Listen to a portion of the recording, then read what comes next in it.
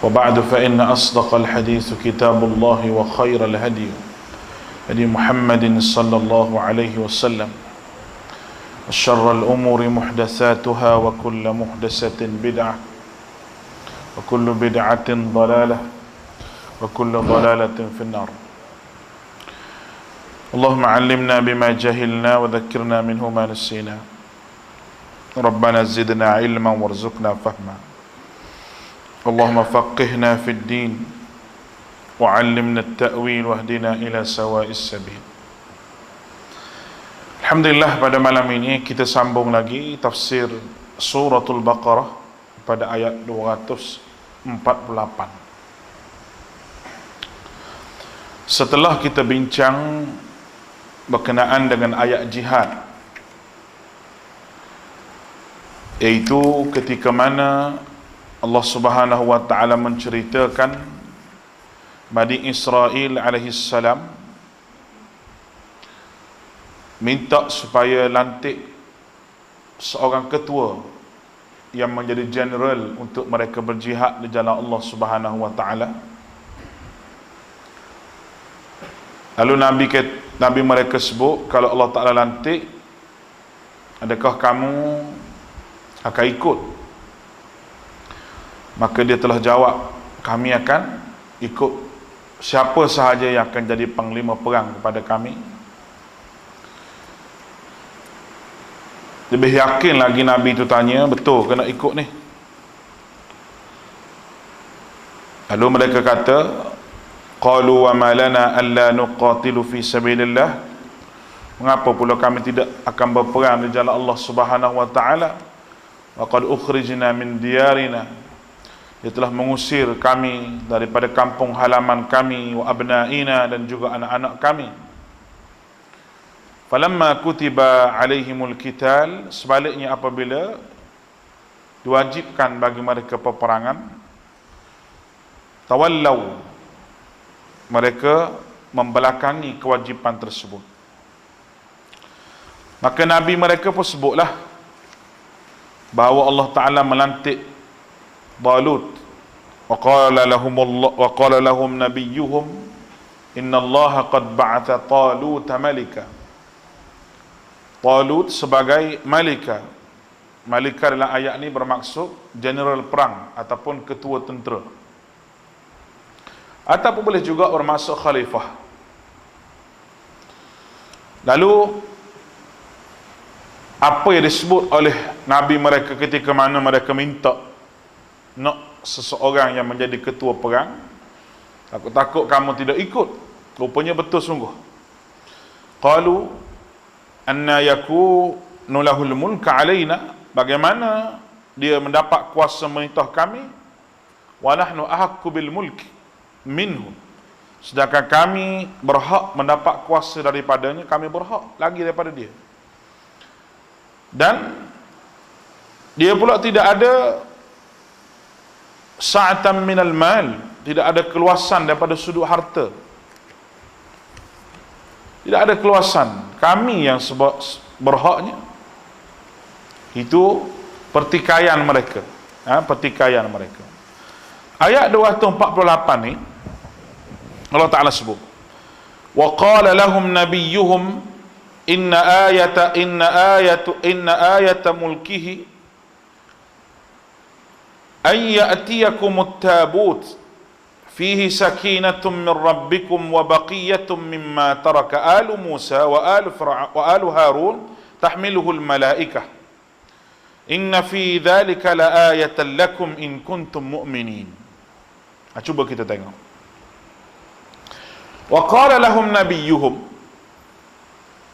dan Nabi mereka berkata kepada mereka, inna ayata mulkihi, sungguhnya tanda kekuasaan Talut itu ia datangnya kepada kamu peti tabut. Allah telah beri satu tanda pada kekuasaan Talut itu, diberikan tanda kepada mereka sebab mereka puak yang hendak bermacam-macam tanda baru mereka nak buat. Soalan banyak, nak tunjuk apa yang Allah Ta'ala lantik ni, apa di sebalik tu. Tanda ni sesuai diberikan dengan zaman mereka, kerana mereka biasa dengan benda-benda karamah-karamah seperti ini. Dia kena ada tanda dulu. Akan datang kepada mereka tabut. Tabut ini adalah satu peti yang berisi kitab Taurat di dalam dia. Itu tabut.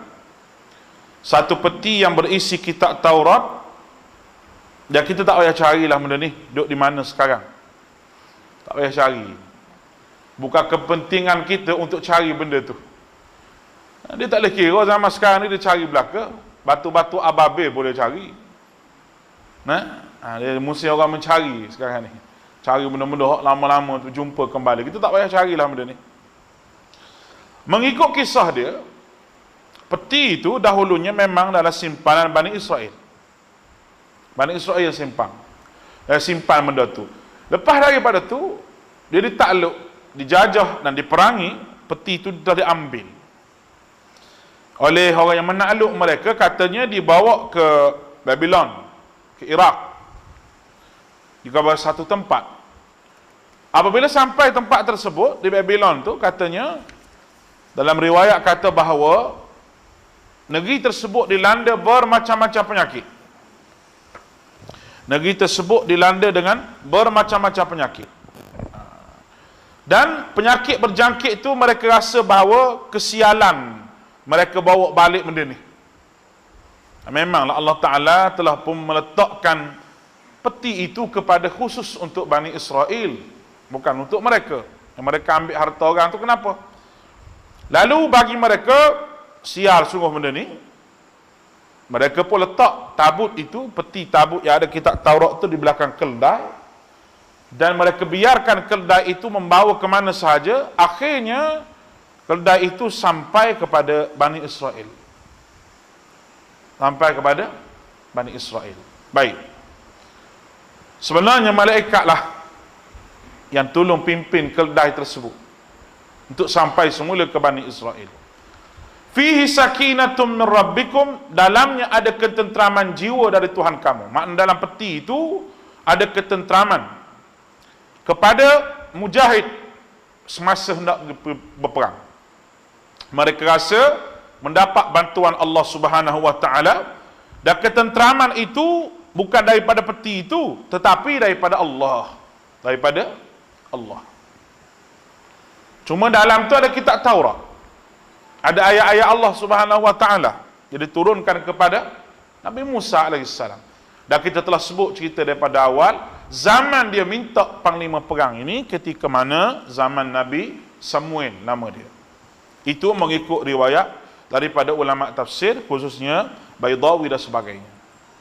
Baik. Cerita dia,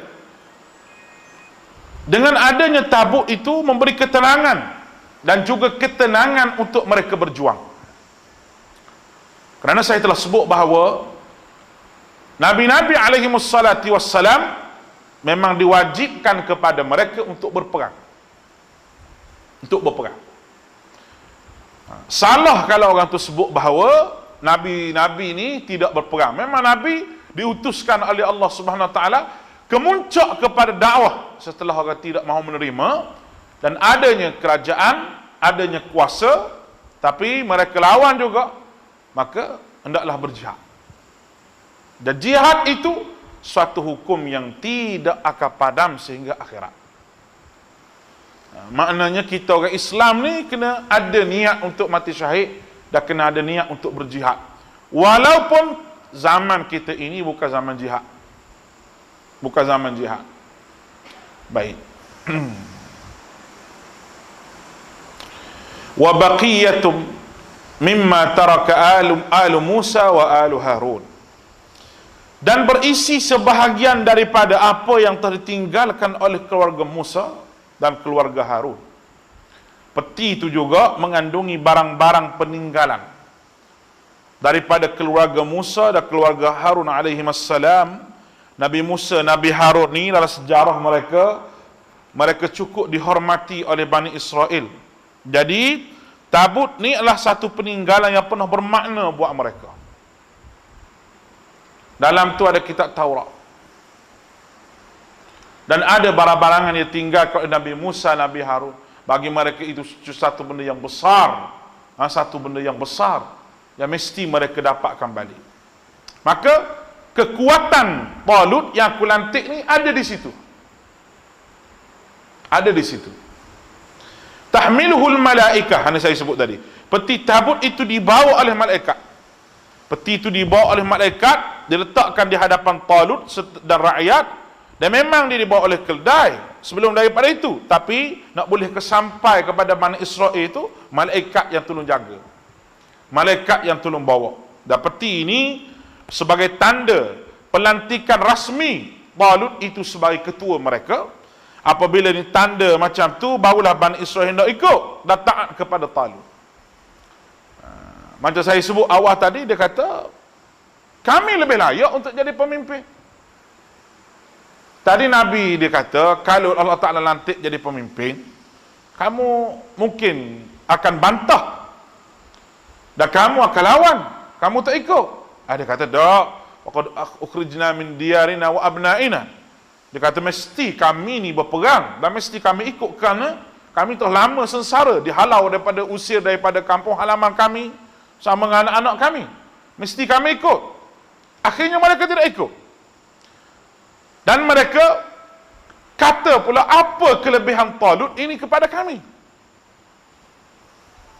Apa kelebihan Talut kepada kami? Baik.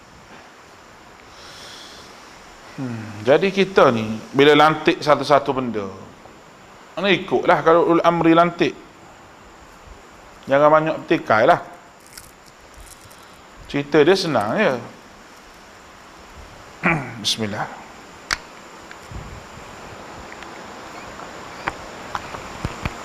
Orang kita ni semua nak petikai. Ulul amri lantik pengurusi masjid pun nak petikai. Ulul amri lantik jadi tu imam pun nak petikai. Dah orang lantik tu ikut pergi. Pok kita ni biar jadi perangai macam sahabat-sahabat Nabi, jangan jadi perangai macam Bani Israel. Melayu lah kita ni, tidak makan roti macam Arab, macam Bani Israel tu bukan makan nasi kandak. Kita ni makan nasi kandak pok kita ni lah. Tapi biar jadi perangai tu, biar jadi macam sahabat Nabi, jangan jadi macam Bani Israel. Ada benda yang perlu kita taat dalam perkara ma'ruf, ada benda yang tak perlu kita taat.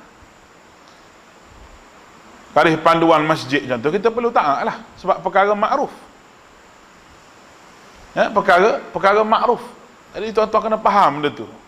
Jangan banyak pertikaian apabila dilantik dalam perkara ma'ruf ni. Takut jadi macam ni, mula-mula nak dulu. Nak ketua perang. Bila lantik ketua perang, saya tak boleh, tak. Orang Kelantan kata tak belaga mana dengan dia ni. Tak belaga mana dengan dia.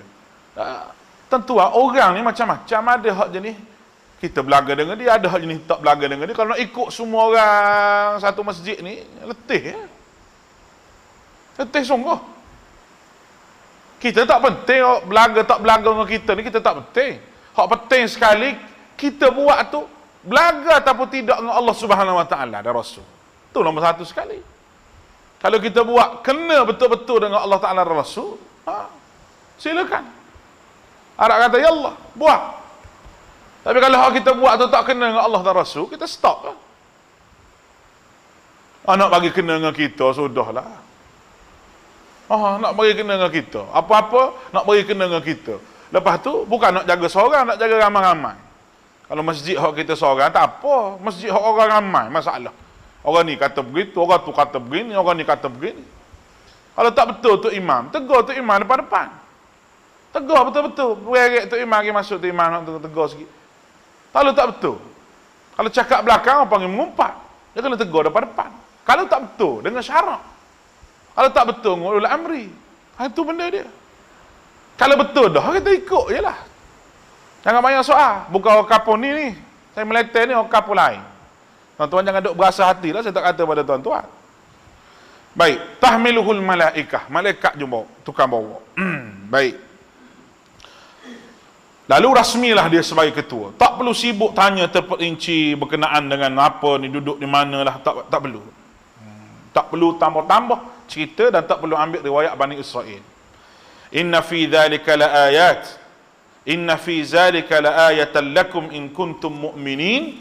Allah Subhanahu wa taala sebut sungguhnya peristiwa kembalinya tabut itu al-ayat mengandungi tanda-tanda keterangan bagi jika kamu orang-orang yang beriman. Tabut itu sesuai sebagai tanda pada zaman itu. Tapi Nabi akhir zaman dan umatnya ni tidak diberikan sakinah yang berbentuk begitu, ketenangan yang berbentuk begitu. Dan kita akan belajar nanti bagaimana umat Nabi SAW diberi sakinah, ketenangan pada bentuk yang lain. Sakinah ni maknanya ketenangan. Sakinah ni akan diberikan kepada mujahidin sebelum memulakan peperangan. Sakinah itu, bayu angin yang lembut diberikan kepada mujahidin sampai mereka boleh mengantuk. Dan inilah tanda Allah Ta'ala beri sakinah sebelum Allah beri jangan mulakan takbir untuk berperang. Baik. Jadi pada kita umat akhir zaman ni tak perlu tabut, tak perlu macam Bani Israel. Ini dibuktikan oleh mereka yang berpengalaman jihad fi sabilillah. Mereka akan rasa mengantuk sangat apabila ia datang. Boleh sampai jatuh pedang. Kalau zaman sekarang, boleh sampai senapang dipegang tu pun jatuh. Padahal kalau ikut logik, mereka nak hadapi perang, mesti waktu tu mereka segar. Betul tak? Mesti waktu mereka segar. Tetapi, pada ketika itu, Allah Ta'ala beri sakinah dan rehat, ketenangan kepada pejuang sebelum berperang. Kalau nak baca banyak cerita perang ni, baca kitab karangan Abdullah Azzam. Ada 2 jilid. 2 jilid dia buat satu kitab tu, ada cerita dalam peperangan.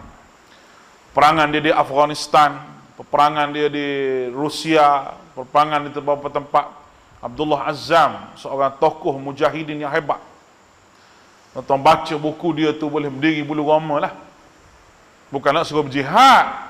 Dia kata saya ISIS pula. Tapi buku dia tu hebat. Jihad fi sabilillah. Buku dia hebat. Seorang yang amat-amat digeruni oleh musuh Islam. Semasa dia berjuang di Chechen, dia cerita bagaimana perjuangan dia melawan Rusia dan sebagainya. Dan semasa dia berjuang di Afghanistan, dia cerita bagaimana dia lawan dengan musuh-musuh. Dan bagaimana keadaan mujahidin pada ketika itu. Kita baca tu memang cukup seronok. Memang cukup Allah Ta'ala beri sakinah dan ketenangan. Tuan-tuan bayanglah, perang ni mati. Perang ni mati. Dan kalau kita baca sejarah Melayu kita, perjuangan menentang Belanda, menentang penjajah, menentang Portugis, menentang Inggeris, diketuai oleh para ulama. Cuma dipusing oleh orang yang buat sejarah ni, dia kata pahlawan. Hilang hak ulama tu. Pahlawan Mak Kilau, pahlawan Tok Janggut. Mereka ini sebenarnya ulama juga pada ketika itu. Abdul Rahman Limbung yang dibuang negeri ke Mekah. Dan Syekh orang panggil Wan Abdul Salam daripada Indonesia yang melawan penjajahan Inggris dan juga Belanda di Indonesia, dibuang negeri jauh di Cape Town. Ada masjid pula dia buat sana. Saya pergi masjid dia. Terpanjang dia duduk dipenjarakan di Cape Town itu, ditulis orang panggil Quran dengan tangan dia sendiri. Dan tulisan Quran, tulisan tangan itu masih lagi dipamerkan di masjid tersebut. Maknanya ulama mereka berjuang menentang penjajah.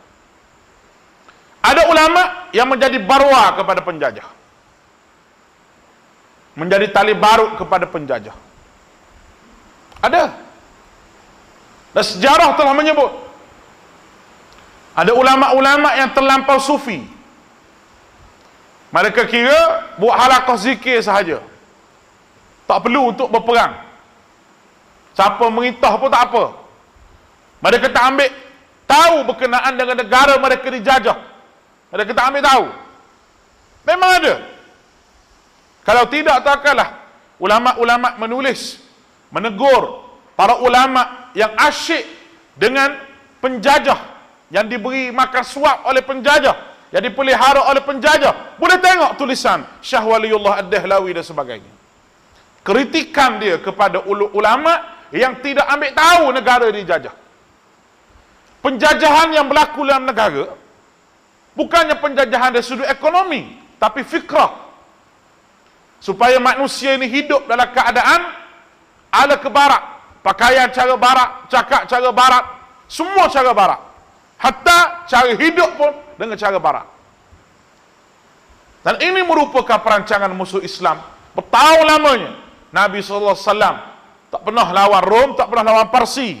Sayyidina Umar yang lawan Rom dan lawan Parsi. Kenapa lawan? Rom dan Parsi merupakan kuasa besar dunia pada ketika itu. Mereka ada undang-undang. Yang undang-undang tu duduk dalam kepala raja mereka sahaja. Tidak ada perlembagaan. Tapi Nabi SAW juga berjihad. Bukan sahaja lawan musyrikin, tapi jihad itu juga disambung oleh para sahabat. Dan kemuncak penaklukan Islam di atas kota-kota yang ditakluk oleh Rom, oleh Parsi di zaman Umar bin Khattab. Boleh faham tu? Cakap kuat sikit sebab bab jihad ni, takkan cakap slow. Nah, ini yang perlu kita faham. Maknanya kita tidak menerima sebarang penjajahan. Tok Janggut, Baik, pahlawan, mak kilap. Mereka ini orang yang ada jasa kepada bangsa dan kepada negara kerana mereka melawan penjajah. Ini perkara yang kita kena faham dan kita kena baca sejarah tu dengan betul. Tok Janggut bagaimana dia diarak. Kerana melawan beberapa perkara. Sistem cukai yang dibuat oleh penjajah pada ketika itu sistem yang menekan dari sudut ekonomi. Memanglah dia bawa fahaman kapitalis. Sistem percukaian. Sebab tu cukai lah Islam ni dia ada sistem dia sendiri. Sejauh mana boleh cukai dia. Kalau orang nak baca bab ni boleh baca buku Maulana Saqi Usmani, seorang tokoh keuangan Islam daripada Pakistan. Ada lagi sekarang ni, hidup lagi Maulana Saqi Usmani. Oh, cukup hebat. Hampir semua seluruh dunia ni kalau bab keuangan Islam akan rujuk kepada tulisan Maulana Taqi Usmani. Pernah mari bersyarah di UIA 2-3 kali. Baru ni nak kena bunuh di Syiah baru ni. Naik 4 buah kereta, 2 kereta diserang oleh Syiah Mujur. Serang tu anak murid dia, ada hak cedera, ada hak mati. Dia tak mati. Kritikan dia dalam isu Syiah, kritikan dia dalam bab apa sahaja, seorang yang berani. Tuan kecil je tapi berani. Dan dialah yang banyak menulis. Kelebihan bahasa Arab boleh, Urdu boleh, bahasa Inggeris pun boleh. Dia tulis buat kitab-kitab dalam bahasa Inggeris, buat seminar-seminar dalam bahasa Inggeris berkenaan keuangan Islam. Berlambak seluruh dunia ni, bank-bank yang nak buka dengan sistem Islam ni, ambil pendapat Maulana Taqi Usmani yang berbazhab Hanafi. Allahu Akbar. Tu saya kata, ulama-ulama ni dia hidup dalam keadaan orang yang nak mari jajah negara dia terdiri daripada kufar, dia akan lawan. Negara kita telah tidak dijajah sebab orang kita juga memerintah. Orang Melayu juga memerintah. Islam juga memerintah. Alhamdulillah, satu kenikmatan yang besar Tuhan bagi. Nak pakai undang-undang apa pun pakailah, tapi jangan menekan. Dalam soal rakyat jangan tekan. Apatah lagi rakyat sekarang duduk dalam keadaan PKP. Tak boleh meniaga pun ada, macam-macam. Semua ni atas kepala kerajaan semua kena fikir. Kita rakyat ni hanya mampu berdoa sahaja. Kata Imam Ahmad, kalau aku ada doa yang paling mustajab, akan aku doa kepada pemerintah. Itu kata Imam Ahmad. Kita mampu doa je lah. Supaya pemerintah ini naik, pemerintah yang ada, pemerintah yang adil, yang fikir berkenaan dengan hak-hak rakyat yang perlu diselesaikan. Kalau rakyat lapar, berdosa besar pemimpin.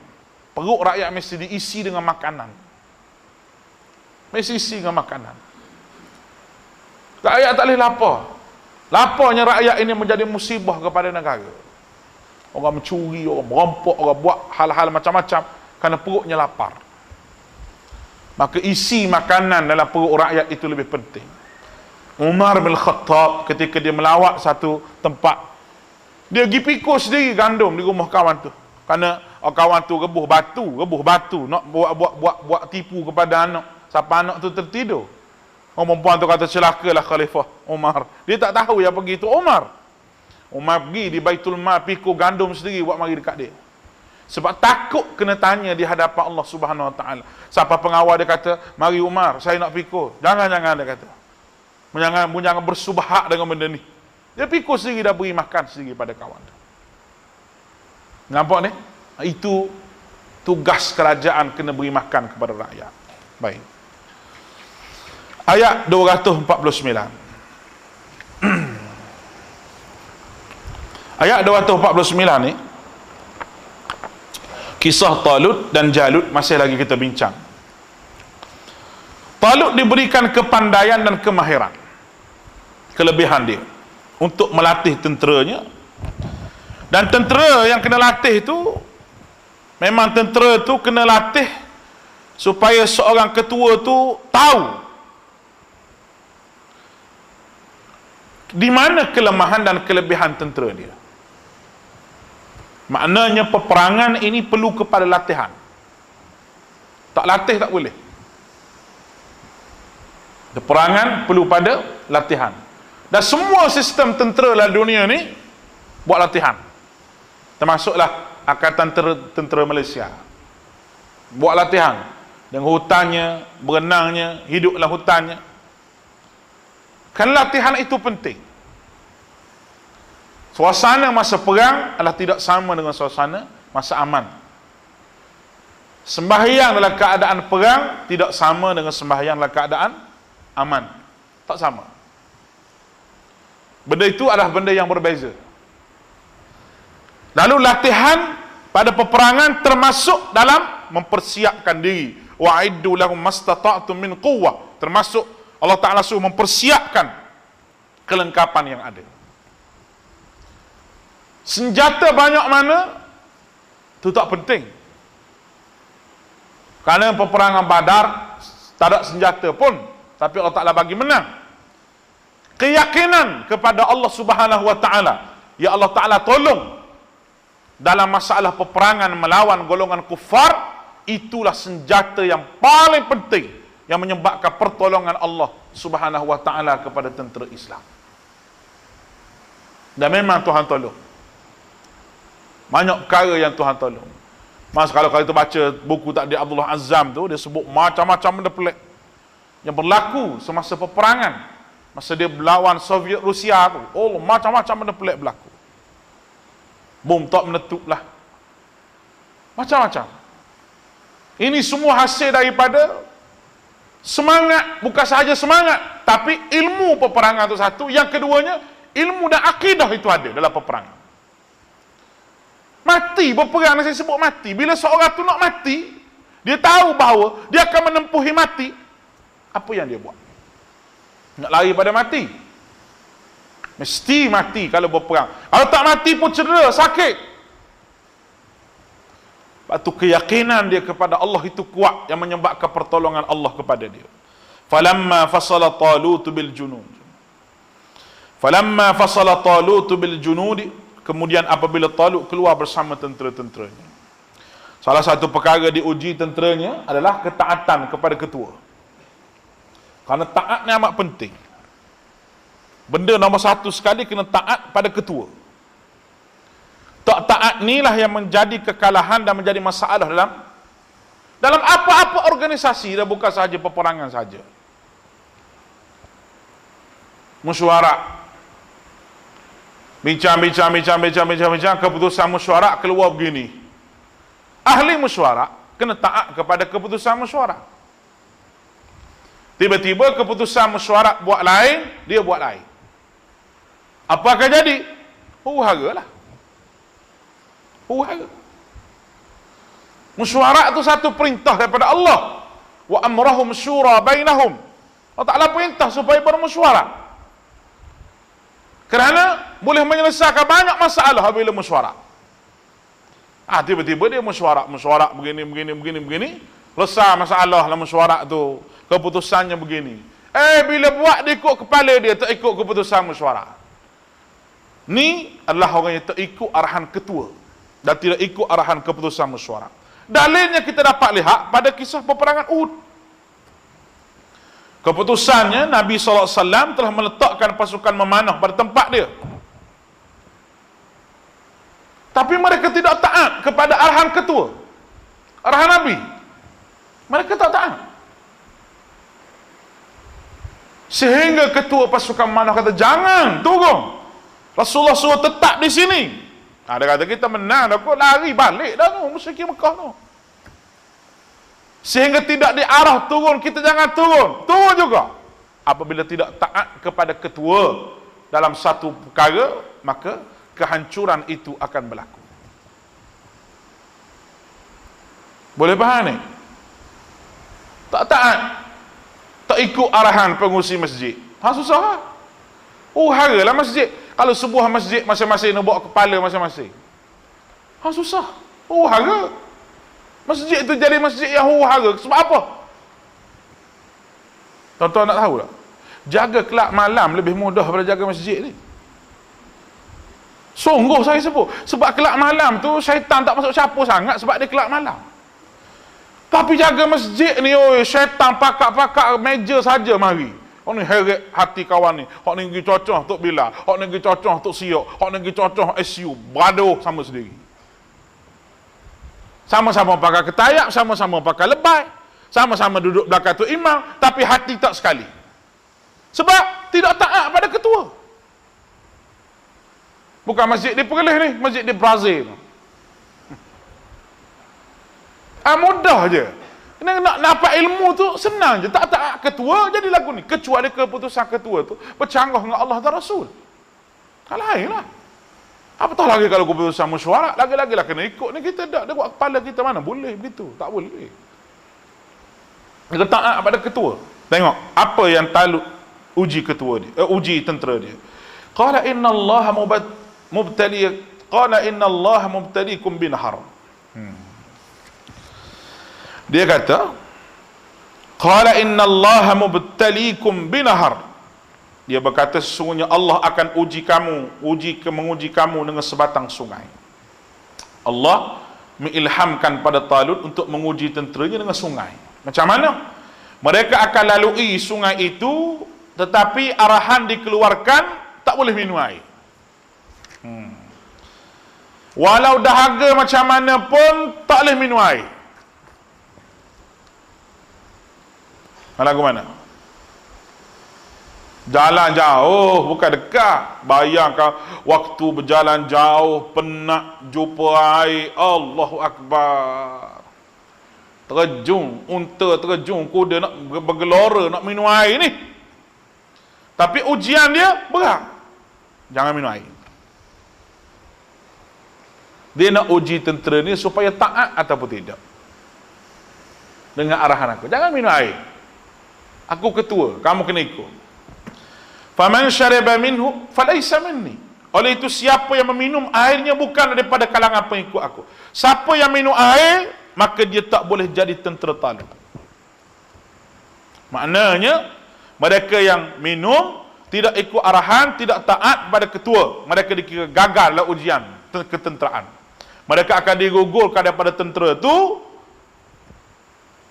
kerana mereka lemah dan tidak taat pada ketua. Orang tak taat pada ketua, tak boleh nak duduk dalam organisasi. Dan orang tak taat pada ketua, mesyuarat, buang dia daripada jawatan kuasa masjid. Sebab tak taat daripada ketua, mendatangkan masalah. Tu kalau kita bercakap dari sudut masjid, buang. Sebab apa? Sebab dia tak taat pada ketua, tak taat pada pengurusi, dia buat ikut kepala dia, mana boleh. Talut, jangan minum. Minum, bukan daripada kalangan aku. Kena buang. Tapi kalau kena buang AJK pun mari lagi masjid. Jangan sembahyang di rumah. Ni saya cerita sebagai seringan. Jadi nak faham-faham, tak mau faham pun sudah lah. Wa man lam yat'amhu fa innahu minni. Siapa yang tidak merasai air itu, dia daripada pengikut aku. Siapa yang boleh tahan daripada minum air sungai itu, clear. Dia boleh teruskan jadi tentera kerana dia taat kepada Talut. Illa man ightarafa ghurfatan biyadih.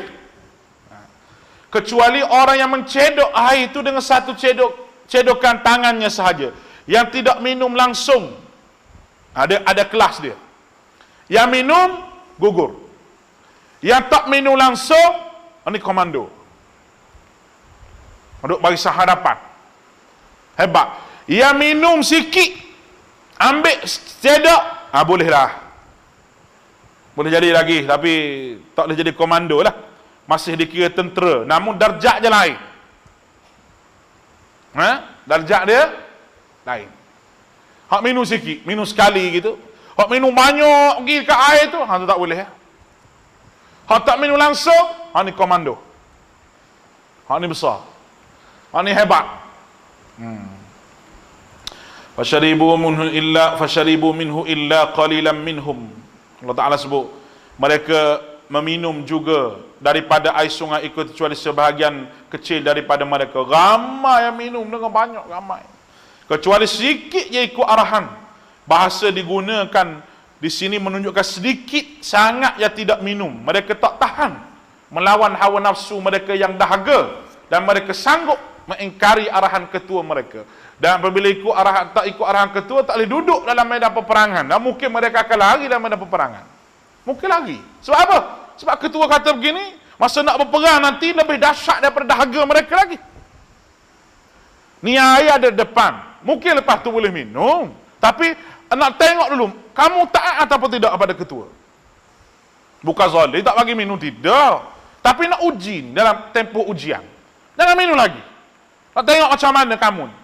Bila kamu berhadapan dengan tentera musuh di hadapan, maknanya kamu akan mati. Kalau soal dahaga pun tak boleh lawan, apatah lagi soal mati lagi kamu takut. Kamu takut tekokmu kering, mu tak boleh lawan dah. Ni takut nyawamu tercabut lagi, mu tak boleh lawan. Yang mungkin kamu akan lari daripada medan peperangan. Ini bentuk ujian kepada tentera Talut. Falamma jawazahu huwa alladhina amanu ma'ahu, setelah Talut bersama orang-orang beriman menyeberangi sungai itu, kisah ni terus melompat kepada bahagian lain. Bila menyeberangi, qalu la taqata lana al-yawm bijalut wa junudih, mereka berkata, Allah, kami pada hari tidak terdaya menentang Jalut dan tenteranya. Tentera Jalut jahat tu, Talut hak baik ni. Mereka minum. Mereka yang minum banyak, dengan banyak itu berkata mereka tidak ada kemampuan nak berperang. Apabila mereka melihat banyaknya tentera ni, sudah dia ada di hadapan. Dalam riwayat dia katakan bahawa tentera Jalut nak lawan ni 90,000 orang. Ada riwayat kata 300,000. Oi, ramai. Sedangkan tentera Talut hanya 313 orang sahaja. Ini pakat likung habis, tuan-tuan. Asalnya mereka ramai. Tentera asal dia 80,000. Talut ni jadi sikit kerana ditapis. Tapis uji jadi 313 orang. Kalau kita ambil tentera Jalut 90,000 ni, tentu bukan senang nak lawan ni 313 orang. Tapi Allah Ta'ala nak tunjuk bahawa aku boleh buat dengan pertolongan daripada aku. Nak tunjuk bahawa bagaimana Allah menolong hambanya yang taat pada Allah. Hambanya yang taat. Bukan bergantung kepada ramainya bilangan tentera. Sebab tu saya sebut tadi. Bukan bergantung pada ramainya bilangan tentera. Canggih tak canggih teknologi. Orang Palestin dengan senapang ada, dengan bom penuh tubuh tentera Israel tu, dengan peluru-peluru lagi di tubuh dia, pakai dengan jaket apa. Dia nak kena baling batu dengan orang Palestin lagi. Orang Palestin pakai lastik tu je. Orang sini panggil apa lastik tu? Orang Kelantan panggil bedah. Nama ni? Apa dia? Dah. Orang Kelantan panggil bedah. Tengok video orang Palestin, ambil lari tentera Israel. Dia nampak apa pun kita tak tahu. Sebab Israel dia penakut. Hati mereka bergantung kepada Allah 100%. Allah Ta'ala akan tolong. Karena mereka tak bergantung ramainya bilangan, tidak. Satu lagi tafsir yang boleh kita sebut, yang berkata itu adalah mereka yang minum sekadar seraup tangan. Bukan semua. Hak kata tadi, oh ramainya tentera depan ni. Ulama tafsir kata, hak kata begitu tu, hak minum satu tangan tadi. Ambil satu hirup tadi. Tapi hak tak minum senyap sebab hati mereka bergantung kepada Allah Subhanahu Wa Taala. Hak minum terus tu tak ada dah. Qala alladhi yazunnu annahum mulaqullah. Mereka berkata pula orang-orang yakin bahawa mereka akan menemui Allah. Berkata pula orang yakin bahawa mereka akan menemui Allah. Yang berkata ni adalah orang yang benar-benar yakin dengan bantuan Allah Ta'ala. Mereka yakin dan mereka sedar bahawa mereka akan bertemu dengan Allah Subhanahu Wa Ta'ala. Dan mati dalam keadaan jihad itu lebih mulia dari mati dalam keadaan biasa. Allahu Akbar. Tidak ada kemuliaan yang besar yang Allah Ta'ala bagi kecuali orang yang mati syahid fi sabilillah. Itu kemuliaan yang cukup besar. Allahu Akbar. Mungkin Tuhan tak bagi pada kita, tak bagi pada negara-negara yang aman, tapi negara-negara yang bergolak, berjihad, mereka sentiasa ada mujahidin mereka yang betul-betul taat kepada Allah Subhanahu Wa Ta'ala. Allah sudah menjanjikan kemenangan kepada mereka. Mereka berjuang menegakkan agama Allah ini, orang yang tidak akan kalah, orang akan menang. Kalau habis tentera itu ditakdirkan oleh Allah, dibantai semua sekali oleh musuh, namun mereka syahid. Bila syahid duduk di mana?